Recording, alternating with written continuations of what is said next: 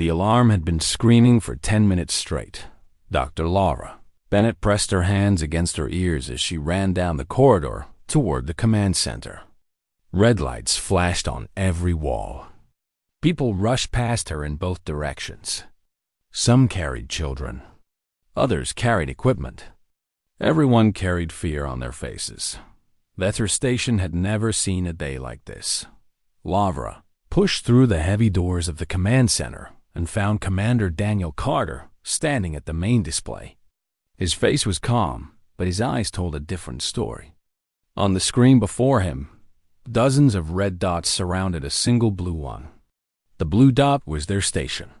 The red dots were enemy ships. How many? Lavra asked as she stepped beside him. 43 Kessari warships, Carter said, without looking away from the screen. They jumped in 20 minutes ago. No warning. No demands. They just surrounded us. Lavra felt her stomach drop. The Kessari were known across the galaxy as conquerors. They took what they wanted and destroyed what they did not need. Prisoners were not something they bothered with. Have you contacted the Galactic Union? She asked. Kevin is trying, Carter said. He pointed to a young man at a console nearby.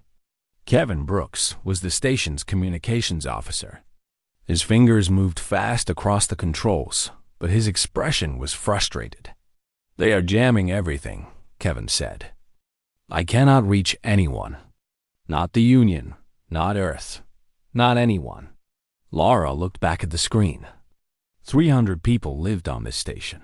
Scientists, engineers, doctors, families, children.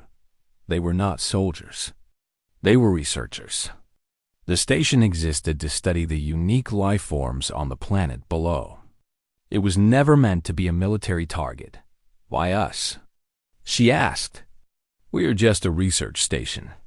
Carter finally turned to look at her. Your research, Dr. Bennett.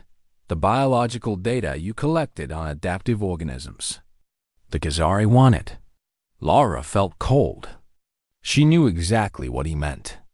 The organisms on the planet below could change their bodies to survive any environment. Her team had spent 3 years studying how they did it. The research could be used to help sick people across the galaxy. But in the wrong hands, it could also be used to create weapons. Terrible weapons. They cannot have it, Lavra said firmly. I know, Carter replied. But right now, we need to focus on survival. The doors opened again and Ambassador Yeltris walked in. The Varani diplomat was tall and thin with pale blue skin and large dark eyes. He had served as the Union's representative on the station for the past year. Lavra had always found him calm and wise. But today, even Yeltris looked worried.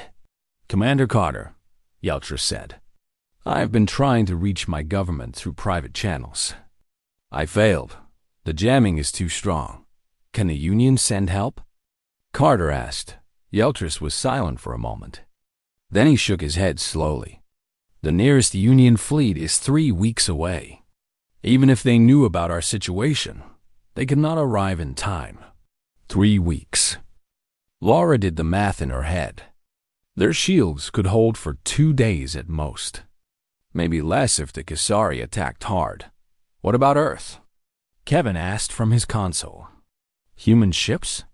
Yeltris looked uncomfortable. Earth's military forces are concentrated near their homeworld. This sector is far from their patrol routes. I do not believe humans have any significant presence in this region. Carter said nothing. He just turned back to the screen and watched the red dots slowly moving around them. Sir, Kevin said suddenly, I managed to send one pulse before they destroyed our long-range array. Just one. I do not know if anyone received it. What did you send? Carter asked. Our coordinates. Our situation. A request for help. Kevin paused. I sent it on all frequencies. Human, Union, everyone. Carter nodded. Good work. It is better than nothing. The main screen flickered. Then a face appeared. It was gray and rough, like stone. Two small eyes sat deep in the skull. A mouth full of sharp teeth spread into something like a smile. Lavra recognized the face from intelligence reports. This was Warlord Dravik, the commander of the Kasari fleet. "Creatures of Vethra Station," Dravik said. His voice was deep and cold. "You are surrounded. Your shields will not save you. Your calls for help will go unanswered. No one is coming for you." Carter stepped forward. "This is a civilian research station. We are protected under Galactic Union law. Any attack on us would be an act of war." Dravik laughed.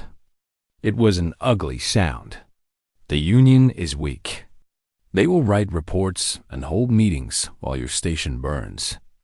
I am not interested in your laws. I am interested in your research." "You will not get it," Lavra said loudly. Dravik's eyes moved to her. "Ah, the human scientist. You have something I want. Give it to me, and I will let some of you live. Refuse and everyone dies." "We refuse," Carter said. Dravik did not look surprised. "Very well. You have 24 hours to change your mind. After that, my ships will tear your station apart piece by piece. We will take what we want from the wreckage, and we will leave your bodies floating in the void." The screen went black. The command center was silent. Lavra could hear her own heartbeat. She looked at Carter. She looked at Kevin. She looked at Yeltris. They all knew the truth. Help was too far away. They were alone. "Commander," a voice said from another console. It was Marcus Cole, the station's chief engineer. "Shields are holding at full power. But if they hit us hard, I can keep them up for 48 hours. Maybe less." Carter nodded. "Do what you can. Everyone else, I want all civilians moved to the central hub. It has the strongest walls. If they breach the outer sections, we fall back there." People started moving. Orders were given. Plans were made. But Lara could see it in their eyes. The fear, the doubt, the knowledge that 24 hours might be all they had left. She walked to the window and looked out at the stars. Somewhere out there, beyond the enemy ships, was Earth, her home, her family. She wondered if anyone had heard Kevin's message. She wondered if anyone would come. Probably not, she thought. We are too far away. We are too small. We do not matter. But still, she hoped. She had to. The first attack came 6 hours after Dravik's message. Lavra was helping move medical supplies to the central hub when the station shook. The lights flickered. A deep boom echoed through the corridors. She grabbed the wall to keep herself from falling. "They are testing us," Marcus Cole said through the intercom. "Shields held. But they hit us with 4 ships at once. They are looking for weak points." Commander Carter's voice came next. "Everyone stay calm. Keep moving to the central hub. Do not stop." Lavra picked up her box of supplies and kept walking. Around her, people moved quickly but quietly. Children held their parents' hands. Scientists carried their most important research files. Nobody spoke much. There was nothing to say. The station shook again. Harder this time. Laura reached the medical bay where Dr. Michelle Torres was treating the wounded. Michelle was a small woman with dark hair and tired eyes. She had been working without rest since the siege began. "How bad is it?" Lavra asked. 3 dead, Michelle said quietly. 12 wounded. The outer sections took damage in that last hit. Some people did not get out in time. Lavra put down her supplies and looked around the room. People lay on beds and on the floor. Some had burns. Others had cuts from flying metal. A young boy with a bandage on his head sat alone in the corner, staring at nothing. "We need to hold on," Lavra said. "Help might come." Michelle looked at her. "Do you really believe that?" Lavra did not answer. She did not know what to believe anymore. In the engineering section, Marcus Cole was fighting a different battle. The Khazari attacks had damaged 2 of the station's 4 shield generators. He worked with his small team to repair them, but every time they fixed one problem, another appeared. Generator 3 is overheating, one of his engineers reported. Redirect power from non-essential systems, Marcus ordered. Shut down everything we do not need. Lights, heating, anything. Shields are all that matter. The lights in the corridor dimmed. The air grew colder, but the shields held. Marcus wiped sweat from his face and looked at the power readings. They had maybe 30 hours left. Maybe less. He had told Carter 48 hours before. He had been wrong. On the Khazari flagship, Warlord Dravik watched the battle from his command chair. His officers moved around him, reporting damage numbers and shield readings. Everything was going according to plan. Their shields are weakening, one officer said. Another 10 hours of attacks and we can breach them. Dravik smiled his sharp smile. Good. Continue the pressure. But do not destroy the research sections. I want that data intact. And the people inside? The officer asked. Kill them all, Dravik said. We do not need prisoners. We only need the research. The officer nodded and returned to his station. Dravik leaned back in his chair. He had conquered dozens of worlds. He had destroyed hundreds of ships. This small station would be no different. The humans and their alien friends would die, and he would take what he wanted. It was simple. A small part of his mind wondered about the distress signal his ships had detected. It had gone out before they destroyed the station's long-range communications. Someone might have received it. Someone might try to respond. But Dravik was not worried. The Galactic Union was too far away and too slow. And the humans?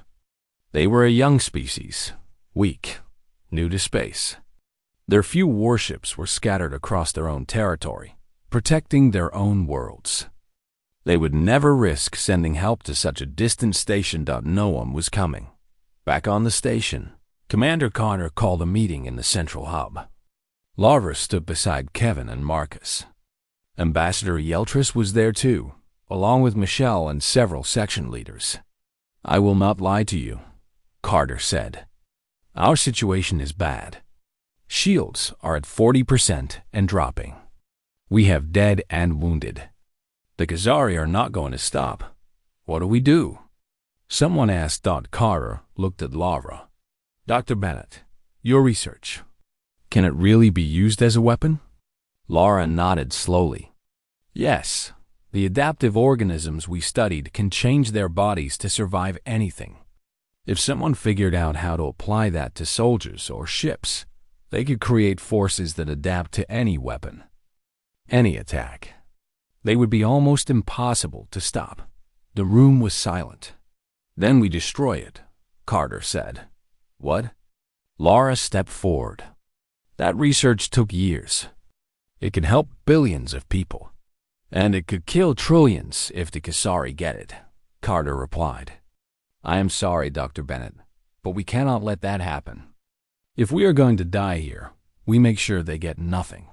Lara wanted to argue, but she knew he was right. The research in the wrong hands could cause suffering across the galaxy. Better to destroy it than let monsters use it. How long do we have? Kevin asked. Marcus checked his datapad. Shields will fail in about 24 hours. Maybe sooner if they increase their attacks. Carter nodded. Then we have 24 hours to prepare. We destroy the research. We arm everyone who can fight. And we make the Khazari pay for every meter of this station.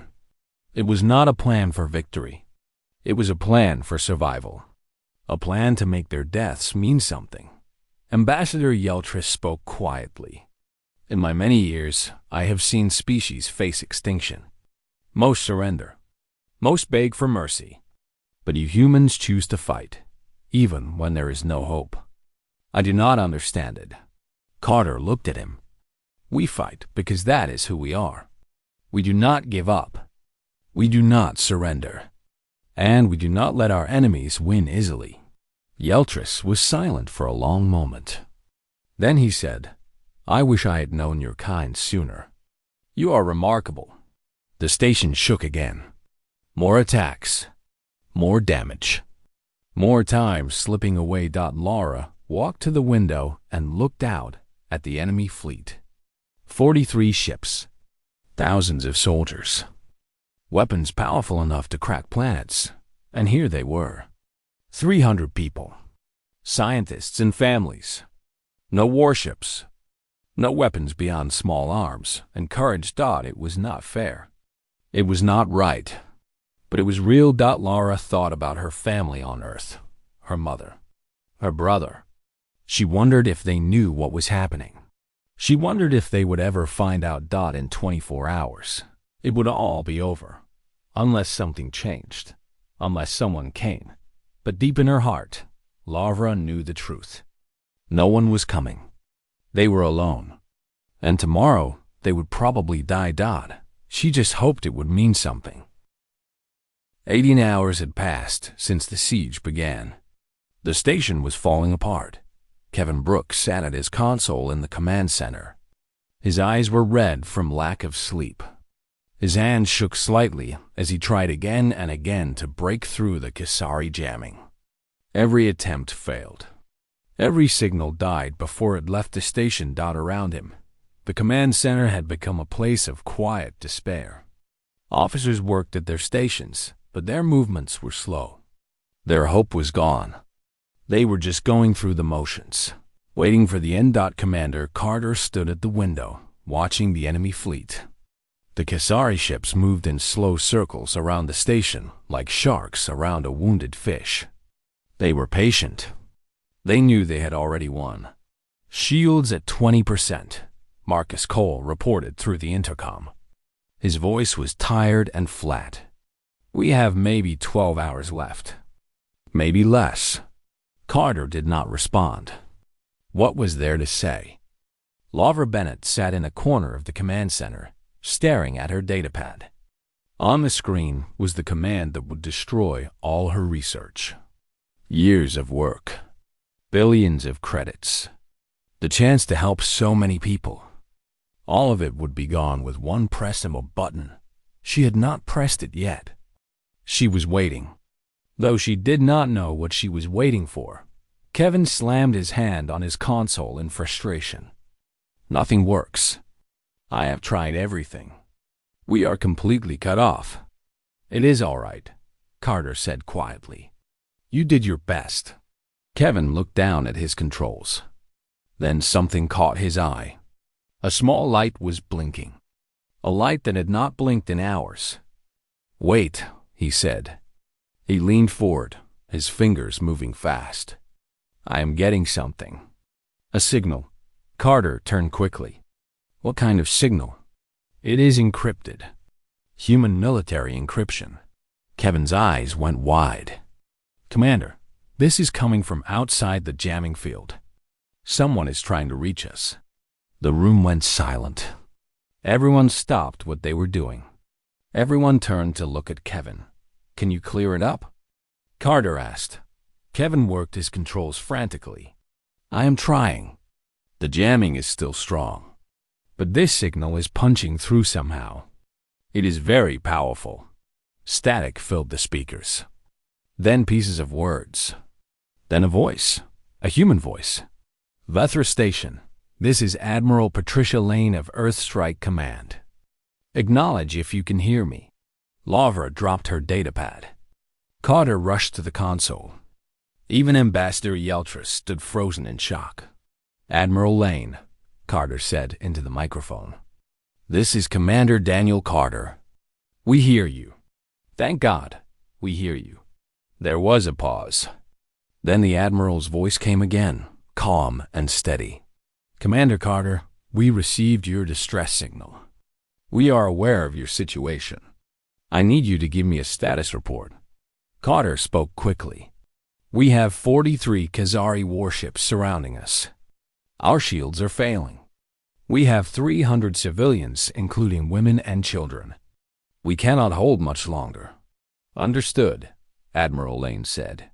What is your shield status exactly? 20% and falling. We have maybe 12 hours. Another pause. Lavra could hear the Admiral speaking to someone else in the background. Then she came back. Commander, listen carefully. Earthstrike Command is inbound to your position. We will arrive in 6 hours. I need you to hold until then. Can you do that? Carter looked at Marcus's status reports. 6 hours. It would be close. Very close. We will hold, Carter said. But Admiral, you need to understand what you are facing. Over 40 Kasari warships. This is a full battle fleet. What forces do you have? Enough, Admiral Lane said. Keep your people safe, Commander. We will handle the rest. Strike command out. The signal went silent.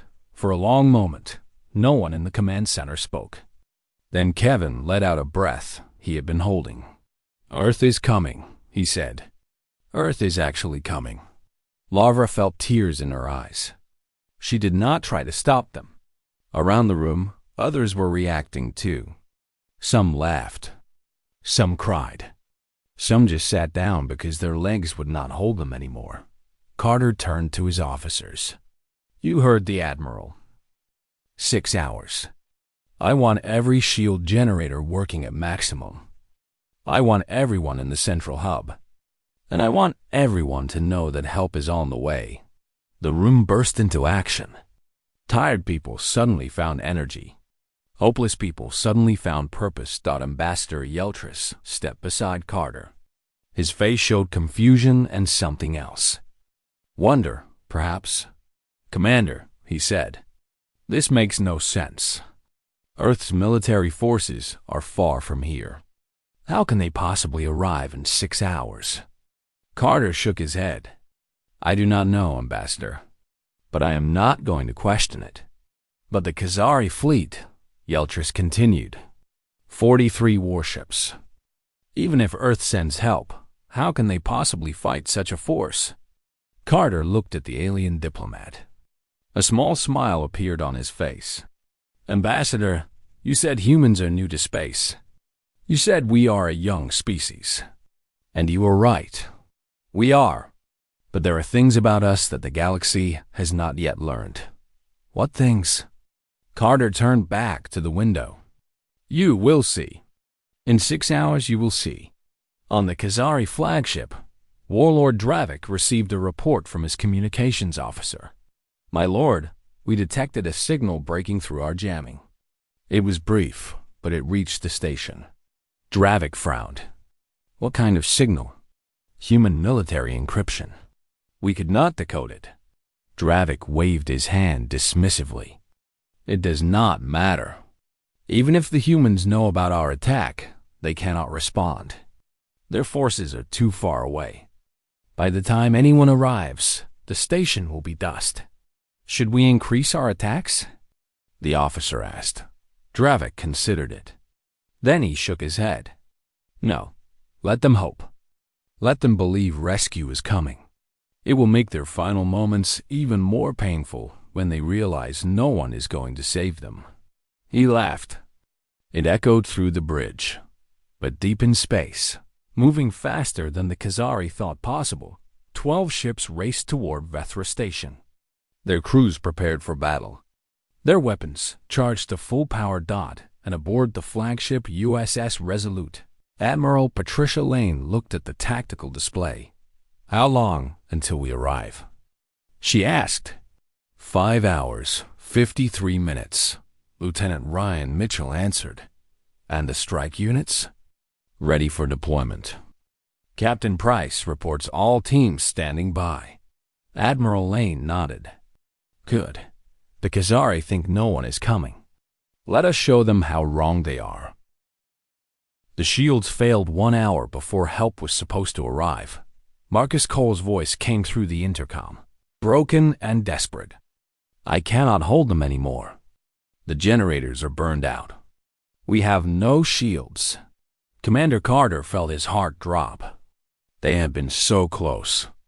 So close. Everyone to the central hub, he ordered. Seal all blast doors. Prepare for boarding. The Khazari did not wait. Within minutes, their boarding ships were launching from the main fleet. Dozens of small craft flew toward the station like angry insects. Lavra Bennett helped guide civilians into the central hub. Children were crying. Adults were trying to stay calm. Everyone knew what was coming. The Khazari did not take prisoners. When those boarding ships landed, people would die. Move faster, she urged. We need everyone inside. The first Khazari troops breached the station's outer ring. Kevin watched it happen on the security cameras. Tall, gray soldiers in heavy armor poured through the holes they had cut in the hull. They moved fast. They moved together. And they killed everything in their path. Outer sections lost, Kevin reported. They are moving toward the research wing. Carter grabbed a weapon from the armory. It was a simple rifle. Nothing compared to Khazari military equipment. But it was better than nothing. All security personnel to defensive positions, he ordered. We hold them as long as we can. Ambassador Yeltris stood beside him. The alien's face was pale. Commander, he said, I am sorry. I am sorry I told you no one would come. I was wrong to take your hope. Carter shook his head. You did not take anything, Ambassador. We knew the odds. We chose to fight anyway. The station shook. Explosions echoed through the corridors. The Khazari were getting closer. Then the proximity alarms started screaming. Not the station's alarms. The Khazari alarms. Kevin looked at his display in confusion. What is happening? On the Khazari flagship, chaos erupted on the bridge. My lord, an officer shouted. Ships emerging from faster than light. Directly on top of us. Warlord Dravik jumped from his chair. How many? 12. Human design. They jumped directly into the combat zone. Dravik's eyes went wide. That was impossible. No species could make faster-than-light jumps that precise. The calculations required were beyond any known technology. All ships, engage. He roared, but it was already too late. The 12 Earth warships emerged from nothing in a perfect formation. They appeared in the middle of the Khazari fleet like ghosts. Before the enemy could react, they opened fire. Admiral Patricia Lane stood on the bridge of the USS Resolute, watching the battle unfold. Target their largest ships first, she ordered. Do not give them time to organize. Human weapons tore through Khazari shields. The aliens had been prepared for civilian targets, not for military-grade firepower. 3 Khazari ships exploded in the first 30 seconds. Deploy strike units, Admiral Lane commanded. Lieutenant Ryan Mitchell relayed the order. All strike teams launch. From the bellies of the Earth warships, dozens of metal pods fired toward Vethra Station. Inside each pod was a team of Earth's finest soldiers. They called them strike units. The best of the best. Trained for exactly this kind of mission. Strike Captain Nathan Price felt the pod shake as it entered the station's atmosphere. His team sat around him in the cramped space. 4 soldiers. All veterans. All ready. Remember the mission, he said through his helmet communicator. Clear the station. Protect the civilians. Kill anything in our way. Yes, sir. His team responded as one. The pod crashed through the station's hull and split open. Price was on his feet instantly, his weapon up, his eyes scanning. A Khazari soldier stood 10 meters away, surprised by the sudden arrival. Price shot him twice before the alien could raise his weapon. Move, Price ordered. His team flowed through the corridors like water. They had trained for years for this. Close combat. Tight spaces. Overwhelming force. The Khazari had never faced anything like them. In another section of the station, Sergeant Amanda Clark led her own team through the research wing. 3 Khazari soldiers guarded a corridor. They died before they knew she was there. Research wing secure, she reported. Moving to civilian positions. On the Khazari flagship, Warlord Dravik watched his fleet being torn apart. The human ships were smaller than his. They were outnumbered.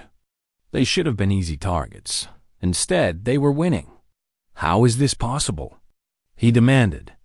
Their weapons are more powerful than our intelligence suggested, an officer reported. And their tactics are unlike anything we have seen. They fight as if they can predict our movements. Dravik slammed his fist on the console. Where are these humans coming from? They were supposed to be a weak species. My lord, we are losing boarding parties. Something is killing them inside the station. Dravik looked at the display. One by one, his units were going silent. Something was hunting them. Inside Vethra Station, Captain Price's team reached the central hub. Khazari bodies lay behind them. None of his soldiers had been scratched. The doors to the hub opened. Inside, 300 terrified civilians looked up. Price pulled off his helmet so they could see his face. Everyone remain calm, he said. Earth forces are here. You are safe now. Commander Carter pushed through the crowd. He stared at Price like he was seeing a ghost. You actually came, he whispered. Price nodded. We received your signal. We came as fast as we could. But the Khazari, Carter said. There were so many of them. Price looked back at the corridor behind him. At the bodies of the enemies he had killed. There were, he agreed. Now there are fewer. Outside, the space battle continued. But it was no longer a battle. It was a slaughter. The Earth ships moved through the Khazari fleet with deadly precision.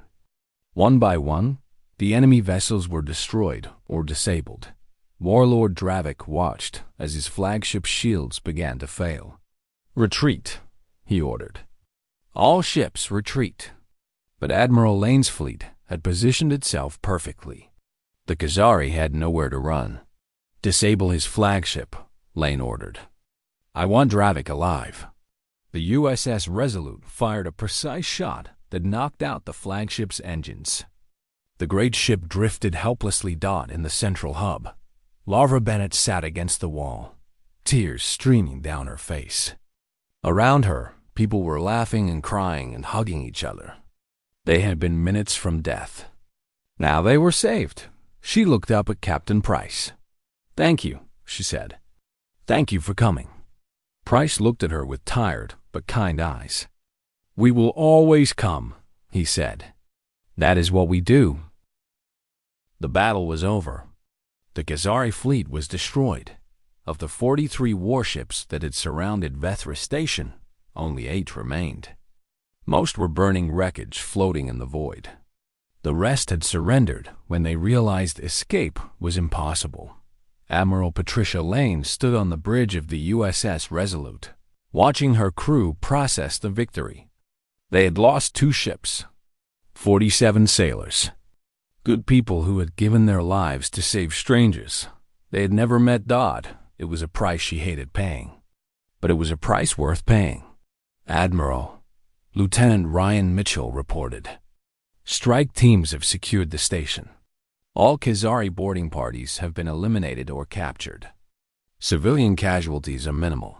And the station itself? Heavy damage to outer sections. But the core is intact. Repair ships are on their way. Lane nodded. Good work. Get me a link to the station. I want to speak to their commander. On Vethra Station, Commander Daniel Carter stood in the damaged command center. Around him, his people were already working to repair what the Khazari had broken. The fear was gone from their faces. In its place was something else. Relief. Pride. Hope. The main screen flickered to life. Admiral Lane's face appeared. Commander Carter, she said. I am glad to see you alive. Carter felt emotion rising in his throat. He pushed it down. There would be time for feelings later. Right now, he had to be professional. "Admiral, I do not know how to thank you. Your people saved us. All 300 of us. We would be dead if not for you." Lane's expression softened slightly. "You held your position against impossible odds. Your distress signal reached us. That is all that mattered. The rest was just our job." "But how?" Carter asked. The question had been burning in his mind since the Earthships appeared. "How did you get here so fast?" The ambassador said human forces were far away. He said it would take weeks for anyone to respond. Lane was silent for a moment. Then she smiled. A small, knowing smile. "Commander, the Galactic Union has known about humanity for less than 20 years. In that time, they have watched us from a distance. They have judged us as a young species, new to space, weak, inexperienced." She paused. "We have not tried to change their minds." Carter understood slowly. "You let them think that. On purpose. We let them see what we wanted them to see," Lane confirmed. "Our public fleet is small.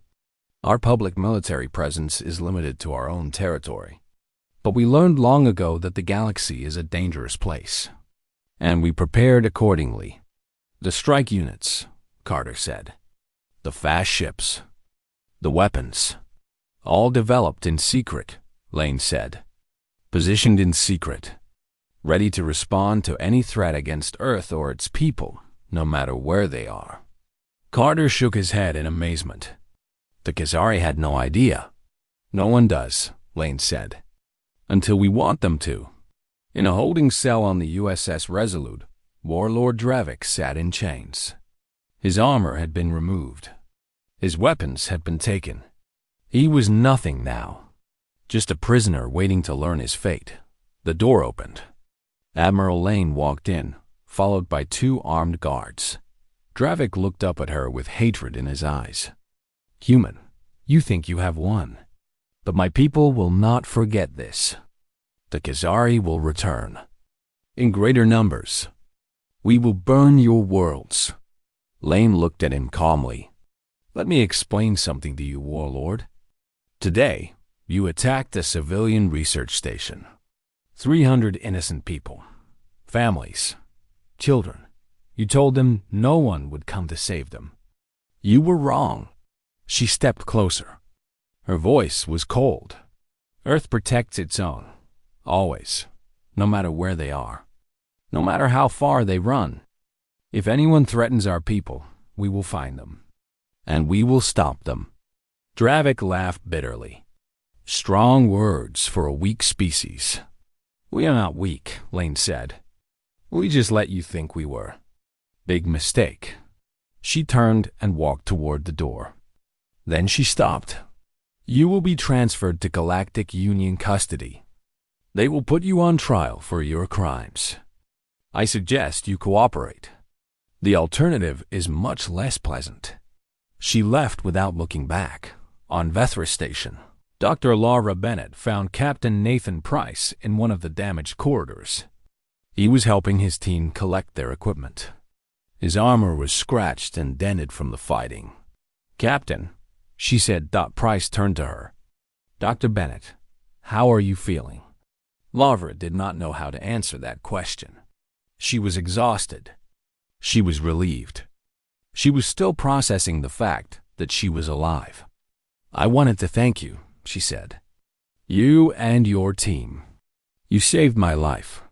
You saved everyone." Price shook his head. "We just did our job." "It was more than that," Laura said. "The Khazari were going to kill us all.